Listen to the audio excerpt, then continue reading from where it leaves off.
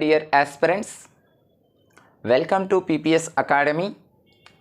యాక్చువల్గా మనకి ఇండియన్ సొసైటీకి సంబంధించి ర్యాపిడ్ రివిజన్ ప్రోగ్రామ్ అంటూ ఆల్రెడీగా మనం చేస్తున్నాం. అది కోర్స్ కూడా మ్యాక్సిమం అవుతుంది మనకి. ఆ వీడియో షూటింగ్లో ఉన్నాను. అయితే ప్రజెంట్ దానికి సంబంధించి లాస్ట్ మీకు ఒక లెసన్కి సంబంధించినటువంటి వీడియోస్ అనేవి వచ్చి ఉంటాయి. ఆ వీడియోస్తో పాటు కొంతమంది విద్యార్థులు ఏమంటున్నారంటే, సరే బోర్డు మీద కూడా ఏదైనా ఒక షార్ట్ కట్లో నోట్స్ ఉంటే బాగుంటుందని నాకు చాలామంది అడగడం. నాకు కూడా ఈ మధ్యకాలంలో కొంచెం ఈ సొసైటీ బ్యాచ్లు డీల్ ఇక్కడ హైదరాబాదు వైజాగ్లో సొసైటీ బ్యాచ్లను డీల్ చేసి కొంచెం బిజీలో పడడం వల్ల మీకు నేను ఇంకా నా రూమ్కి వచ్చేసరికి అందుబాటులో ఇవ్వలేకపోయాను. అంటే చాలామందికి ఇక్కడ ప్రధానంగా నేను ఎప్పుడూ ఒక టీచర్లా మాట్లాడినండి, ఎప్పుడు ఎక్కడ కూడా. ఎందుకంటే నేను కూడా ఒక విద్యార్థిని అనేటువంటి దృష్టిలో పెట్టుకుంటూ మాట్లాడతా. విద్యార్థికి ఏం కావాలనేది ఒక 100% కూడా అందివ్వడానికి అనేది నేను ఎప్పుడూ కూడా ముందుంటాను.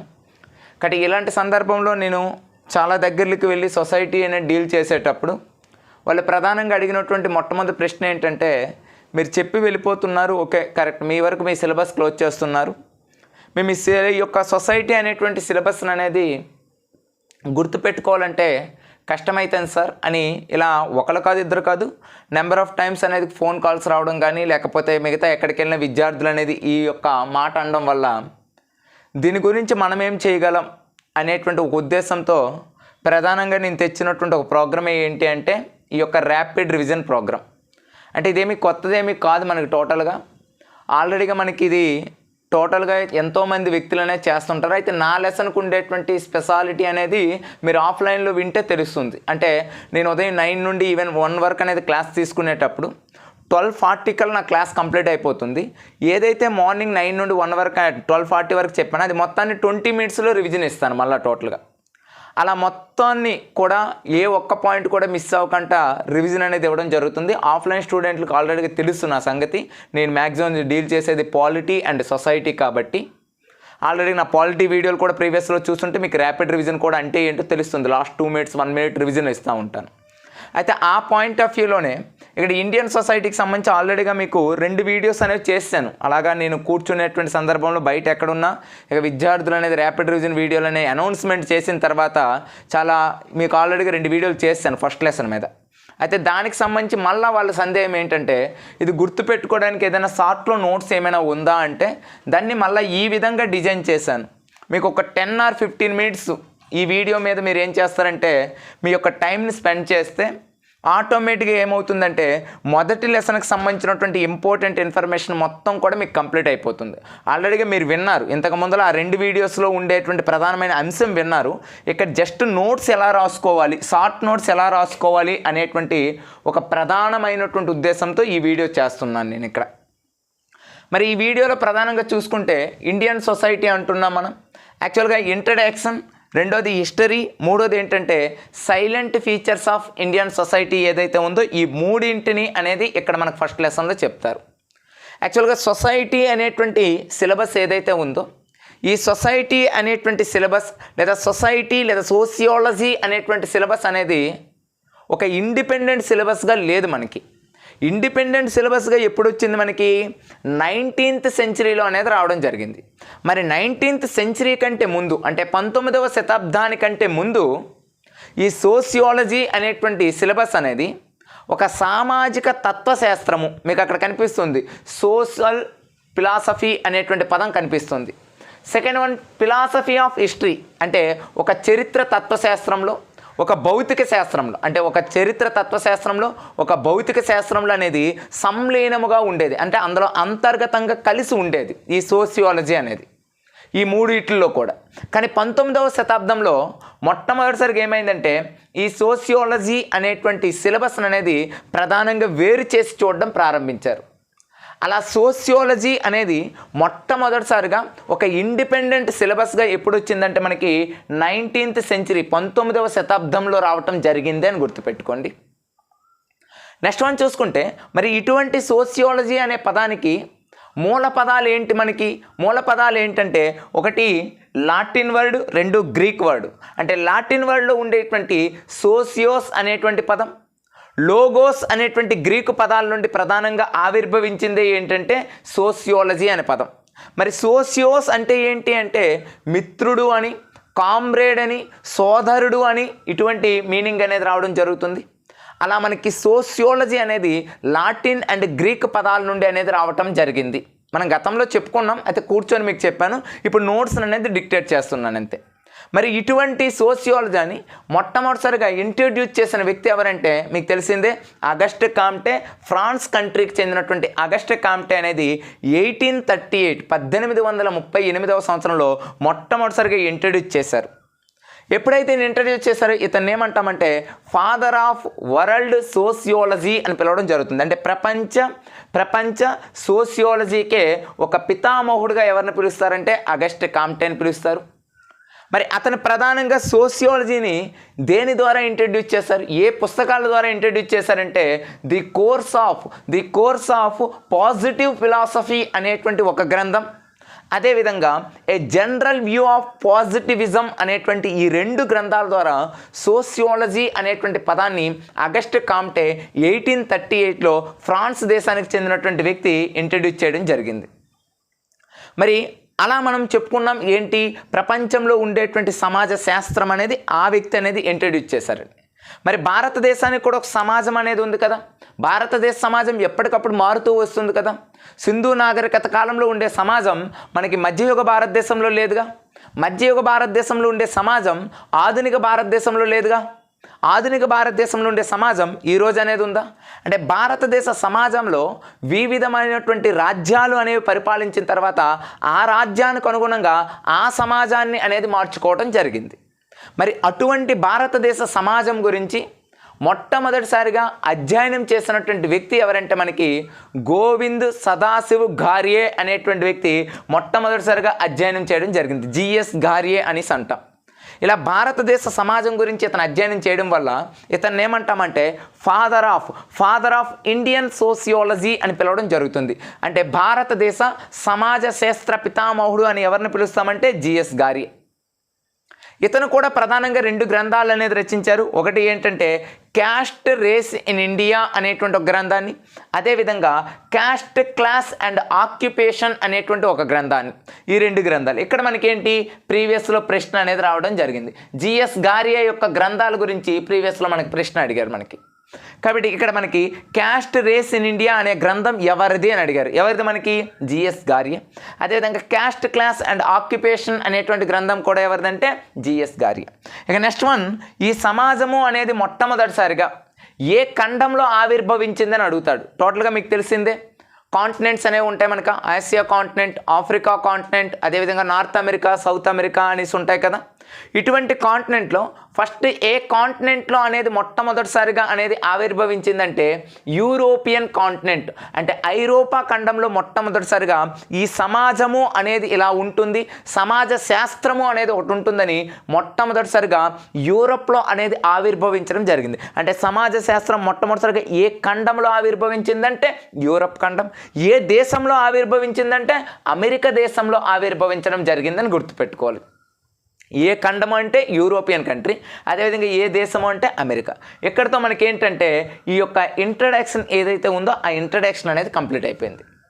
చూడండి, ఇంట్రడక్షన్లో ఉండేటువంటి ప్రతి బిట్కి కూడా జస్ట్ ఈ కొంచెం మ్యాటర్లోనే మీకు మొత్తం ఒక షార్ట్ నోట్స్ అనేది ఇక్కడ మీకు ఏదైతే ఉంది ఈ షార్ట్ నోట్స్ ద్వారానే ఇంట్రడక్షన్ మొత్తం మీకు కంప్లీట్ అయిపోయింది. ఎన్ని పుస్తకాలు తయారు చేసినా ఇంట్రడక్షన్ మారదు కదా, ఎన్ని పుస్తకాలు మీరు చదివిన ఈ యొక్క అగస్ట్ కాంటే అనేటువంటి వ్యక్తి ఫాదర్గా మారడు కదా, ఆ విధంగా నేర్చుకోండి. ఇప్పుడు కూడా మీరు చదివే చదువు ఏదైతే ఉంటుందో దాన్ని ఒక షార్ట్ కట్ నోట్స్ అనేది ఖచ్చితంగా ఉండాలి ఒక కాంపిటేటివ్ వ్యక్తికి.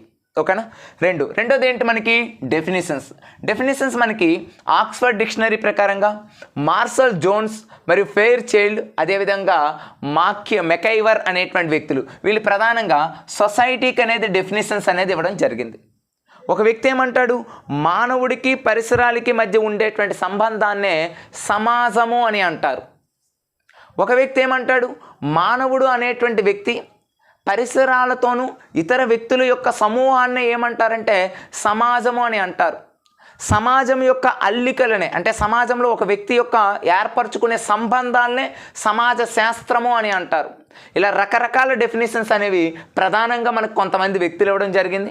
అయితే దీని నుండి మనకు క్వశ్చన్స్ అనేవి రావు కాబట్టి జస్ట్ ఆ పర్సన్స్ మాత్రమే గుర్తుపెట్టుకున్నాం ఇక్కడ మనకి. కానీ మన లెసన్ యొక్క ప్రధాన ఉద్దేశం ఏంటి? సమాజమా, సమాజ నిర్మితియా? మనకి సిలబస్లో ఏమి ఇచ్చారు? మనకి 3 యూనిట్స్లో ఫస్ట్ యూనిట్ ఏంటి? సోషల్ స్ట్రక్చర్, సమాజ నిర్మితి అని అన్నారు మనకి. మరి సమాజము అనే పదాన్ని ఇంట్రడ్యూస్ చేసింది ఆగస్ట్ కామ్టే అని చెప్పుకున్నాం. మరి సమాజ నిర్మితి అనే పదాన్ని ఇంట్రడ్యూస్ చేసింది ఎవరంటే స్పెన్సర్ అనేటువంటి వ్యక్తి. ఎవరంటే మనకి ఈ యొక్క స్పెన్సర్ అనేటువంటి వ్యక్తి ఈ వర్డ్ని ఇంట్రడ్యూస్ చేయడం అనేది జరిగింది. మరి సమాజము అనే దానికి ప్రధానంగా మనకేంటి? ఈ యొక్క టాల్కెట్ పాల్కన్ అనేటువంటి వ్యక్తి మనకు ఒక డెఫినేషన్ కూడా ఇవ్వడం జరిగింది.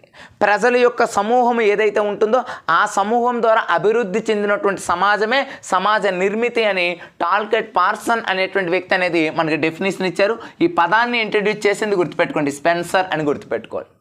మరి ఇటువంటి సమాజానికి హిస్టరీ అనేది ఉందా అంటే ఖచ్చితంగా దేనికైనా ఒక చరిత్ర అనేది ఉంటుందండి. కాబట్టి సమాజానికి కూడా ప్రధానమైనటువంటి చరిత్ర ఏంటి అంటే మనకి ఒకటి మెగస్తనీస్ ఇండికా, అంటే ప్రాచీన భారతదేశంలో సమాజము అంటే ఎలా ఉంటుందని భారతదేశ సమాజం మీద ఒక గ్రంథాన్ని రచించినటువంటి వ్యక్తి ఎవరంటే మెగస్తనీస్. అతని గ్రంథం మీకు ఆల్రెడీ ఇంట్రడ్యూస్ చేయాల్సిన అవసరమే లేదు, ఎందుకంటే మనందరికీ తెలిసిందే ఇండికా అనే గ్రంథం. ఈ ఇండికా అనేటువంటి గ్రంథంలో ఆ రోజు ఉండేటువంటి ప్రాచీన భారతదేశ చరిత్రలో ఉండేటువంటి సమాజము ఏదైతే ఉందో దాన్ని 7 రకాలుగా వర్గీకరించడం అనేది జరిగింది. అంటే 7 రకాలైనటువంటి ప్రజలు భారతదేశ సమాజంలో ఉన్నారని మనకి ఎవరి యొక్క గ్రంథం చెప్తుందంటే మెగస్తనీస్ యొక్క గ్రంథం అనేది చెప్తుంది మనకి. ఇక 2 మనకి మధ్యయుగ భారతదేశంలో అంటేనే ముస్లిమ్స్ మీకు గుర్తొస్తారు. అది మనకి అబుల్ ఫాజల్ అనేటువంటి వ్యక్తి ఐనీ ఈ అక్బరీ అనేటువంటి గ్రంథంలో భారతదేశం అంటే మొఘల్ సామ్రాజ్యంలో హిందువులు ఆచరించేటువంటి సమాజం ఎలా ఉందో, హిందువులు ఫాలో అవుతున్నటువంటి ట్రెడిషన్స్ ఎలా ఉన్నాయో దీంట్లో ఐనీ ఈ అక్బరీ అనే గ్రంథంలో ఎవరంటే అబుల్ ఫాజల్ అనేటువంటి వ్యక్తి అనేది మనకు రచించడం జరిగింది. ఇక నెక్స్ట్ ఆధునిక భారతదేశంలో బార్బోజా అనేటువంటి వ్యక్తి పోర్చుగీస్ వేత్త. ఆధునిక భారతదేశ చరిత్రలో భారతదేశ లక్షణాలు అనేవి ఎలా ఉంటాయి, భారతదేశ సమాజం అనేది ఎలా ఉందని ఆధునిక భారతదేశంలో బార్బోజా అనేటువంటి వ్యక్తి తమ యొక్క గ్రంథం ద్వారా అంటే తమ యొక్క బుక్స్ ద్వారా అనేది రచించడం జరిగింది. ఇలా మనకి ప్రాచీన కాలంలో, మధ్యయుగ కాలంలో, అదేవిధంగా ఆధునిక కాలంలో భారతదేశ సమాజం యొక్క చరిత్ర అనేది ఈ 3 కూడా మనకి చెప్పడం అనేది జరిగిందని గుర్తుపెట్టుకోవాలి. ఈ 3 కూడా చెప్పారు మనకి. మరి ఈ 3 అదేవిధంగా భారతదేశంలో ఉండేటువంటి సమాజాన్ని ప్రాతిపదికగా తీసుకుంటూ భారతదేశ సమాజంలో ఉండేటువంటి కొన్ని లక్షణాలు అనేది మీకు ఇక్కడ ఇవ్వడం జరిగింది. ఇందులో భారతదేశ సమాజ లక్షణం కానిది ఏది అని ప్రశ్న అడిగేటప్పుడు ఈ 9 లక్షణాలు కూడా గుర్తుపెట్టుకోవాలి. ఒకటి ఏంటి? జియోగ్రఫికల్ డైవర్సిటీ, మీకు ఆల్రెడీ ఎక్స్ప్లెనేషన్ చేశాను జియోగ్రఫికల్ డైవర్సిటీ అంటే. Second one religious diversity. ఇక థర్డ్ వన్ చూసుకుంటే క్యాస్ట్ సిస్టమ్. ఫోర్త్ వన్ చూసుకుంటే రెసికల్ డివిజన్. ఫిఫ్త్ వన్ చూసుకున్నట్లయితే linguistic division. Sixth one cultural division. Seventh one joint family. Eighth one unity and diversity. అదేవిధంగా 9th one చూసుకుంటే rural society అని చెప్పుకోవడం జరిగింది. అంటే ఈ 9 కూడా మీకు ఆల్రెడీగా ప్రీవియస్ వీడియోలో మొత్తం నేను క్లారిటీగా ఒక్కొక్క దాని గురించి కూడా క్లారిటీ ఇచ్చాను. అందుకే ఇక్కడ ఏంటి షార్ట్ నోట్స్ పాయింట్ ఆఫ్ వ్యూలో వీటినన్నిటిని కట్ చేసుకుంటూ ఈ విధంగా రాసుకోవాలి మాత్రమే ఇక్కడ చూపించాను. మళ్ళీ లెసన్ మీకు ఇక్కడ ఎక్స్ప్లెనేషన్ చేయడం లేదు. అంటే లాస్ట్ 2 వీడియోస్ ఏదైతే ఉందో ఆ 2 వీడియోస్కి సంబంధించినటువంటి ఒక డయాగ్రమెటిక్ రూపంలో నోట్స్ అనేది ఎలా ప్రిపేర్ చేసుకోవాలి, ఇది మొత్తము అనేది మనం చూస్తే లెసన్ ఏ విధంగా గుర్తు రావాలి అనేటువంటి కాన్సెప్ట్ మాత్రమే ఇక్కడ చెప్తున్నాను నేను. కాబట్టి మీరు ఇది ఒకసారి మీరు ఫోటో తీసుకొని పక్కన పెట్టుకోండి, లేదా ఏదైతే రాశానో ఆ రాసిందే మీరు ఒకసారి రాసి పక్కన పెట్టుకుంటే ఆ 2 వీడియోస్ విన్న తర్వాత ఒకటి మనం 17 minutes వీడియో ఒకటి చేసుకున్నాం, ఇంకోటి చూసుకుంటే ఒక 20 minutes వీడియో ఏదో చేసుకున్నాం. 2 వీడియోస్లో మీకు చాలా క్లారిటీగా ఇది మొత్తం చెప్పాను. ఇప్పుడు మళ్ళీ అదే ర్యాపిడ్ రివిజన్ పాయింట్ ఆఫ్ వ్యూలో మీకు డయాగ్రమేటిక్ రూపంలో ఏ విధంగా గుర్తుపెట్టుకోవాలి. ఎప్పుడూ కూడా ఒక లెసన్ని ఇంత షార్ట్గా అనేది రాస్తేనే ఎగ్జామ్ పాయింట్ ఆఫ్ వ్యూలో రివిజన్కి అనేది మనకు బాగుంటుంది. ఇప్పుడు ఇదే లెసను ఏం చెప్తాను క్లాస్లో నేను ఒకసారి చూడండి. నా క్లాసులో మీరు వినే ఉంటారు కదా ఆల్రెడీగా. మ్యాక్సిమం ఇదే లెసన్ నేను 2.5 గంట చెప్పాను మీకు.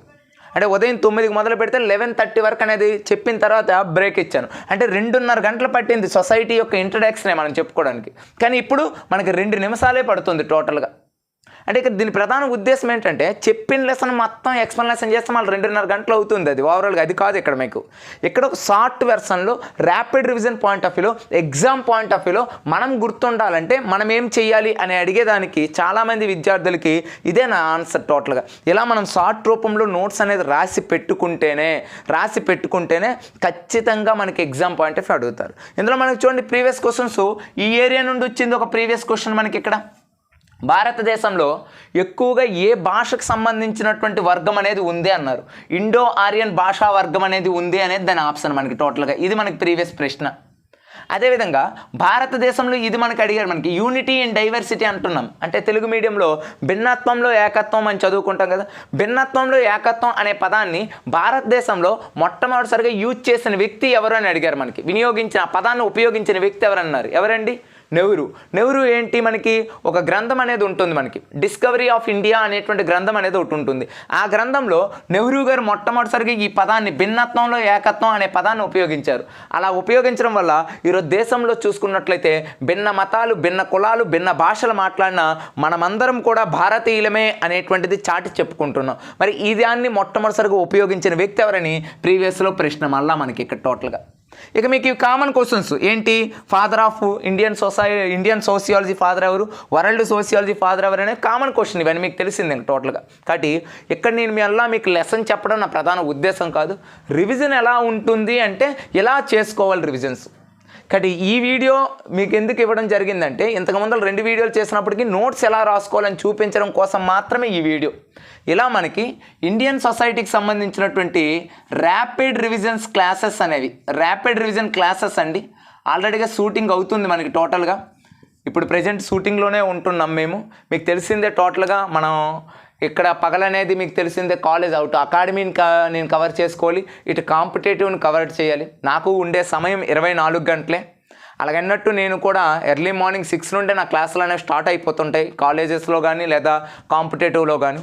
కాబట్టి ఈ పాయింట్ ఆఫ్ వ్యూలో ఈ కోర్స్ అనేది లాంచ్ చేయడానికి ప్రధాన ఉద్దేశం ఇంత బిజీ షెడ్యూల్లో కూడా. ఎందుకంటే ఇది ఆల్రెడీ ఎప్పటి నుండో మనకి యూపీఎస్సీ గ్రూప్ 1లో అనేది ఉంది. కానీ కొత్తగా మనకేంటి ఈ యొక్క ఏపీపీఎస్సీలో అనేది దీన్ని ఇంట్రడ్యూస్ చేయడం వల్ల దీన్ని ఎలా గుర్తుపెట్టుకోవాలి, కొత్త సిలబస్లో ఏ పాయింట్స్ అనేది తీసుకోవాలనేది కాస్త అనుభవజ్ఞులు మాత్రమే చెప్పాలి. అంటే నేను అనుభవజ్ఞుని ఇక్కడ కాదు అనేది నా అర్థం. ఎందుకు? నాకు కొంత అవగాహన ఉంది కానీ అనుభవజ్ఞుడిని అయితే కాదు. అవగాహన వేరు, అనుభవజ్ఞుడు వేరు. అనుభవజ్ఞుడు అంటే ఒక 18-20 సంవత్సరాలు దాని మీద తార్కికంగా అధ్యయనం చేయడం. నాకు ఎక్స్పీరియన్స్ ఉంది దీని మీద. ఎందుకు ఎక్స్పీరియన్స్ ఉందంటే నేను డిగ్రీలో సేమ్ అదే సిలబస్ చెప్తున్నా, సొసైటీ అనేది. పీజీ వాళ్ళకి ఇదే చెప్తున్నా నేను. అంటే కాలేజీలో సేమ్ డిగ్రీ పీజీలకి ఇదే చెప్తున్నా. కాబట్టి నాకు ఉండేది ఎక్స్పీరియన్స్. నా ఎక్స్పీరియన్స్తో ఏ విధంగా గుర్తుపెట్టుకోవాలి, ఏ విధమైనటువంటి ప్రశ్నలు అనేవి రాబోతున్నాయి అనేటువంటి ఒక చిన్న అవగాహన కోసం విద్యార్థులకి ఎంతో అంటే 2-3 బ్యాచ్లు అనేది డీల్ చేశాను. కాబట్టి వారి యొక్క సందేహాలను నివృత్తి చేయాలనేటువంటి ఒక ఉద్దేశంతో నేను విద్యార్థిగా ఉండి విద్యార్థి యొక్కకి ఏది బాగుంటుందో అని చెప్పడంలో ఈ మెథడ్ అనేది బాగుంటుంది. చాలామంది అడుగుతారు ఎలా గుర్తుపెట్టుకోవాలి సార్? ఎలాగా గుర్తుపెట్టుకోలేమండి. ఒకటి గుర్తుపెట్టుకోండి, గుర్తుపెట్టుకోవడానికి ఎవరు ఏ ప్రిన్సిపల్స్ ఫాలో అయినా కూడా అది వేస్టే. ఏ ప్రిన్సిపల్ ఉండదు గుర్తుపెట్టుకోవడానికి. మన ఆచారణే గుర్తుపెట్టుకోవడం అండి. నేను ఇలా చేస్తే గుర్తుంటుంది, అలా చేస్తే గుర్తుంటుంది అనేది మీకేదో నేను ఇన్స్పిరేషన్ అనేది కలిగించడం కోసం, మీకేదో బాగా నేను పాపులర్ అవడం కోసం. గుర్తుండాలి అంటే ఖచ్చితంగా మన మైండ్ పెట్టాలి. ఓకేనా? మనం విద్యార్థి అనే పదం ఈ దేశంలో లేకముందులో వినయతే అని పిలిచేవారు. విద్యార్థికి ఉండేటువంటి సంస్కృత పదం ఏదంటే వినయతే. వినయతే అంటే ఏంటి? వినయాన్ని అలవర్చుకుంటూ ఏదైనా ఒక దాన్ని నేర్చుకునేవాడే విద్యార్థి తర్వాత వచ్చింది, బ్రిటిష్ వారు వచ్చిన తర్వాత పదం వచ్చింది. కాబట్టి మన వినయంగా ఒక దాని మీద దృష్టి పెడితే ఆటోమేటిక్గా ఎంతటి సిలబస్నైనా మనం నేర్చుకోవచ్చు అనేది గుర్తుపెట్టుకోవాలి. అర్థమైంది కదా? ఇలా మనకి ర్యాపిడ్ రివిజన్ వీడియోస్ అనేవి ఇండియన్ సొసైటీకి సంబంధించి ఇంకా మనం స్టార్ట్ చేసుకుంటున్నాం. కాబట్టి మీ అందరికి కూడా అందుబాటులోకి అనేది రావడం జరుగుతుంది. ప్రతి లెసన్ని కూడా ఈ విధంగానే డిజైన్ చేస్తా. క్లాసులు చెప్తాను, అదేవిధంగా ర్యాపిడ్ రివిజన్ పాయింట్ ఆఫ్ వ్యూలో షార్ట్ వీడియోస్ కూడా మీకు ఇవ్వడం జరుగుతుంది. ఇది ఒక విధంగా ఫస్ట్ లెసన్కి సంబంధించినటువంటి లాస్ట్ 2 క్లాసెస్ ఎవరైతే విన్నారో ఈ క్లాస్ అనేది మీకు ఈ షార్ట్ వీడియో ఎలా రాసుకోవాలి నోట్స్ అని చెప్పడం కోసం ఇది మీకు సమాధానం. Thank you for watching this video.